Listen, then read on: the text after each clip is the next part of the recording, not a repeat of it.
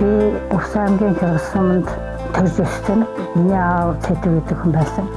Манай аав 11 дэх өсгөж эмгээлж өдөө хүртэл бүгдээ тус тустай ажил амьдралтай ингээд явж байгаа. Би дээрээсээ 3 дахь охин.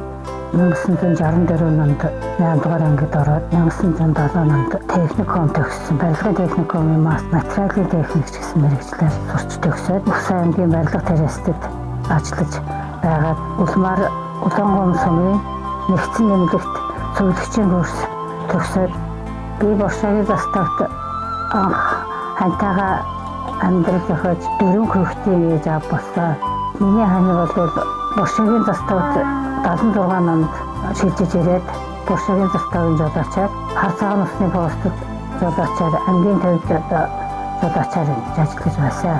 Манай хамгийн том мачин Тэлийн цэрэгт жолоочоор ажиллаж байгаад 2022 онд чөлөөндөө гарсан. Дараагийн охин Тариалан сумын сургуулийн нийгмийн ажилтан хийдэг. Дараагийн охин хуваараа ажил эрхэлдэг. Дараагийн хүүхэд маань хар тархтаа нуурахад том машины жолооч нэрвийн ажил хийж ажиллаж байна. Боршагийн заставт хорой цэрийн алууны зөвлөгчээр ажиллаж байгаад 1990 онд Улаангумд байгалийн ангид шилжин орж ирээд барилга орон сууцны нэрөв, хурцны алууны нэрөв хийж байлаа. Удааны хангалт, тэрүүгийн хангалт хоёр бол өдөр шөн шиг ялгаатай юм байсан. Тэр үед бид нэр одоо яг эрэгтэй хүмүүстэйгээ ижилхэн нь гадна гарч эрүүл ресторж юм болж ингэж бүх ажлыг одоо бид нэр бүгдээрээ одоо ингэж хамтарч хийдэг байсан. Тэр үед одоо цэрэг гэж юм байхгүй. Дандаа ахлагч нар байсан.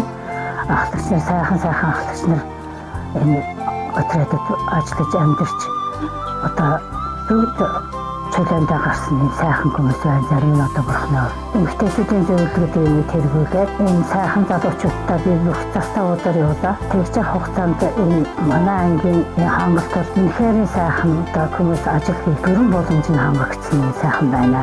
Бидний үед бол ерөөсөө тийм байгаагүй. Хилд гарна гинэ хүмүүстэн сараар яв зарим нь гэрээрээ гарна. Тэр чигээр одоо яаж застах байж одоо энэ шиг юм хангалт байгаагүй. Харуулын байр гэдэг юм байхгүй.